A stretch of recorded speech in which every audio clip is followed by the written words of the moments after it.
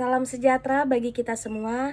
Terima kasih atas kesempatan yang telah diberikan kepada saya dan saya mengucapkan terima kasih kepada Bapak dosen saya, Pak Abdul Azam selaku dosen dalam bidang mata kuliah Keamanan Sistem Informasi. Izinkan di sini saya akan mempresentasikan tugas UAS yang telah diberikan dalam bentuk presentasi. Di sini ada dua soal yang telah diberikan dan yang pertama itu saya akan menjelaskan tentang pemanfaatan Internet of Things IoT menggunakan NVIDIA Jetson Nano untuk keamanan cyber atau cyber security. Baiklah, di sini yang pertama saya akan menjelaskan yaitu tentang definisi apa itu Jetson Nano NVIDIA. Jetson Nano NVIDIA itu ialah sebuah komputer kecil yang memiliki prosesor ARM Cortex A7 CPU quad-core 64 bit dengan 12 GPU core yang mempunyai kemampuan komputasi hingga 472 GFLOPS yang mampu mengimplementasikan klasifikasi deteksi gambar, objek, segmentasi, dan lainnya. Kompatibel untuk digunakan dengan kartu microSD maupun SSD sebagai penyimpanannya. Keunggulan Jetson ini terdapat pada salah satunya yaitu Jetpack sangat kompatibel dengan platform kecerdasan buatan atau AI atau Artificial Intelligence. Lalu di dalam pemanfaatannya yaitu untuk mendeteksi alat pelindung diri bagi pekerja, yaitu dengan menggunakan algoritma secara real time dengan literasi sebanyak 100 epochs dan batch size 32. Pada tabel pertama ini kita bisa melihat dan menunjukkan bahwa model akhir peringkat validasi map sebesar 87,1% ya. Skor tersebut menunjukkan bahwa akurasi deteksi objek model YOLO V2 pada helm keselamatan sudah maksimal. Juga mendapat nilai precision sebesar 91,4 dan recall 83,7%. Di sini ada tabelnya, yaitu untuk mendeteksi alat pelindung diri pada pekerja ya. Di sini kita bisa juga melihat gambarnya di tabel 2 ini. Di sini ada dua gambar dua seorang pria, yang satu menggunakan helm keselamatan, kemudian yang satunya lagi tidak menggunakan helm keselamatan. Pada tabel 2 ini juga terlihat bahwa sistem yang telah dikembangkan mampu membedakan objek yang menggunakan helm keselamatan dan yang tidak. Jika objek menggunakan helm keselamatan, maka akan ditampilkan kotak berwarna hijau. Sedangkan jika tidak menggunakan helm keselamatan, maka akan muncul kotak berwarna merah. Lalu pemanfaatannya yang ketiga itu ialah sistem untuk mendeteksi pergerakan kepala. Teknik ini menggunakan pengumpulan data pada kamera webcam yang dapat mendeteksi pergerakan kepala pengguna dari gerakan kepala menoleh ke kanan, ke kiri, ke atas, dan ke bawah. Dengan kombinasi jarak 45 cm, 55 cm, dan 65 cm. Dan diuji kepada seorang yang terdiri dari 4 orang laki-laki dan 1 orang perempuan. Serta dilakukan kurang lebih 13 kali percobaan untuk tiap klasifikasi gerakan kepala. Ya, di sini ada gambarnya. Kita bisa lihat analisis data deteksi kepala bertujuan untuk mengetahui bagaimana sistem itu bekerja dibandingkan dengan perancangan dan aspek yang perlu diperhatikan. Analisis data memperhatikan apakah jenis kelas yang dihasilkan serta komputasinya benar dengan pengambilan dan melalui kamera, dan kemudian menganalisis tingkat akurasi deteksi dan waktu komputasi yang dibutuhkan saat melakukan klasifikasi. Lalu pemanfaatan yang keempat yaitu sebagai sistem deteksi gerakan mata.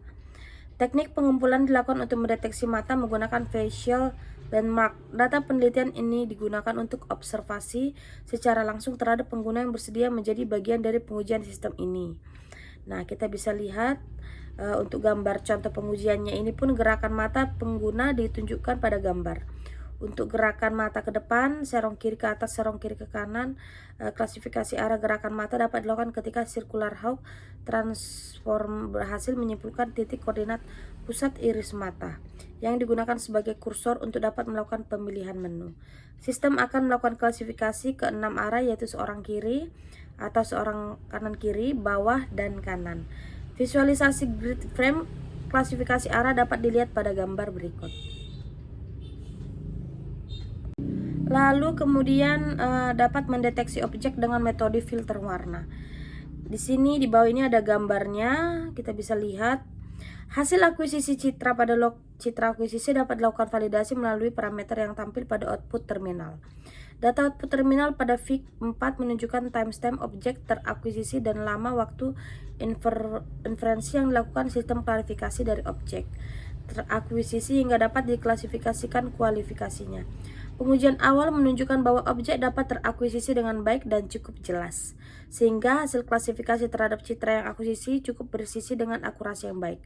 Hasil observasi sistem deteksi objek pada instrumen berbasis arsitektur prosesor juga menunjukkan bahwa sistem deteksi objek mampu bekerja dengan baik sebagai bagian integral dari sistem klasifikasi. Hasil observasi ini pun selanjutnya akan dilanjutkan untuk dilakukan deployment pada instrumen berbasis ARM64 yaitu NVIDIA Jetson Nano. Lalu selanjutnya kita akan menjawab soal yaitu yang kedua, apa yang dimaksud dengan quantum computing artificial intelligence dalam keamanan cyber. Di sini saya akan menjelaskan definisinya. Yang pertama itu quantum computing artificial intelligence adalah kemajuan revolusioner dalam bidang komputasi, tetapi juga menghadirkan tantangan baru dalam keamanan informasi. Dalam kriptografi klasik, algoritma seperti RSA dan ACC mengandalkan kesulitan faktorisasi, bilangan besar atau perhitungan diskrit logaritma untuk mengamankan data. Namun, kemampuan quantum computing dalam melakukan operasi paralel dan mengatasi masalah faktorisasi secara efisien dapat mengancam keamanan sistem informasi. Dan kita bisa menganalisis, mengalgoritmakan bahwasanya kriptografi yang rentan terhadap serangan quantum computing seperti algoritma berbasis faktorisasi dan diskrit algoritma. Selain itu, kami juga mengeksplorasi upaya penelitian yang sedang dilakukan untuk mengembangkan algoritma kriptografi yang tahan terhadap serangan quantum computing. Quantum computing menjadi lebih kuat dan merumitkan landscape keamanan informasi. Para praktisi dan peneliti perlu mempertimbangkan dampak quantum computing dalam merancang sistem informasi, sistem keamanan yang lebih tangguh dan mampu melindungi data sensitif dari ancaman baru yang mungkin timbul. Dan selanjutnya dalam quantum computing artificial intelligence ini pada lingkup keamanan cyber security banyak sekali ya yang bisa kita gunakan. Sebagai contohnya yang pertama itu cloud quantum computing. Teknologi ini memberikan tantangan keamanan baru untuk komputasi awan. Komputasi kuantum dapat memecahkan algoritma kriptografi yang ada dengan lebih cepat sehingga memerlukan pengembangan sistem keamanan yang lebih canggih. Nah, di sini ada gambarnya, kita bisa lihat seperti gambar yang di samping ini. Seperti ini diagramnya. Kemudian yang kedua ialah digital payment. Quantum computing artificial intelligence ini juga digunakan pada digital payment. Fintech digital payment itu seperti berupa layanan pembayaran secara online ya, sehingga proses pembayaran menjadi lebih efektif dan efisien. Kemudian perusahaan yang menyediakan layanan transaksi seperti ini pun kebanyakan berbentuk dompet digital yang dilengkapi dengan berbagai fitur untuk lebih mudah transaksi secara online antara konsumen dan pemilik usaha. Beberapa contoh diantaranya ada PayPal, Link Aja, OVO, Dana, dan lain sebagainya. Lalu selanjutnya ialah manufaktur otomotif. Proses analisa ini yang dikombinasikan dengan teknologi machine learning yang akan melakukan proses perekaman dan pemindaian material sampai pada material sampai di lokasi dengan segala sesuatunya termasuk tahap awal pemesanan. Salah satu contohnya manufaktur yang sudah mengimplementasikan proses ini adalah salah satu contoh Honeywell yang sudah mampu mengimplementasikan dan mengintegrasikan algoritma AI dengan machine learning ke dalam pengadaan, sumber strategis dan manajemen biaya. Nah, seperti ini salah satu gambarnya. Kemudian yang keempat itu sistem kontrol. Proses quantum computing artificial intelligence dapat digunakan juga pada sistem kontrol. Contohnya adalah pesawat ya, bisa digunakan menggunakan radio control. Kemudian perangkat ini di mana penggunanya untuk mengontrol dan mengendalikan diri dari pergerakan suatu pesawat. Teknologi autopilot pun digunakan pada pesawat, bisa diterapkan pada kendaraan darat maupun laut dalam penerapannya. Sangatlah mudah dan cepat. Seperti ini salah satu contoh gambarnya, sistem kontrolnya ada di gambar berikut ini. Kemudian sebagai pengamanan ya alutsista negara.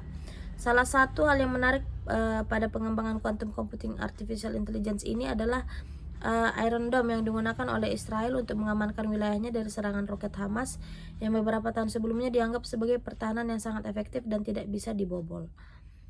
Seperti ini ada diagramnya ya, kita bisa lihat. Ya, baiklah, di sini saya akan memberikan kesimpulan dan kata kalimat penutup. Ini berikut adalah beberapa contoh dalam pemanfaatan quantum computing artificial intelligence dalam ruang lingkup keamanan siber yang bisa dikembangkan untuk segala macam kepentingan dalam pengembangan keamanan sistem informasi. Dan juga dapat digunakan dalam segala bidang cyber. Pada pengembangan teknologi kedepannya di Indonesia juga bisa ya. Dan selalu ada celah dalam segala keamanan sistem informasi pada setiap teknologi yang berkembang.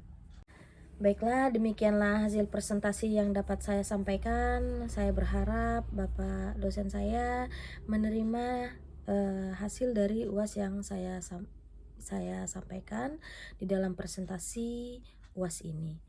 Terima kasih banyak untuk satu semester ini. Semoga Bapak Abdul Azam sehat selalu dan diberkati Tuhan. Terima kasih.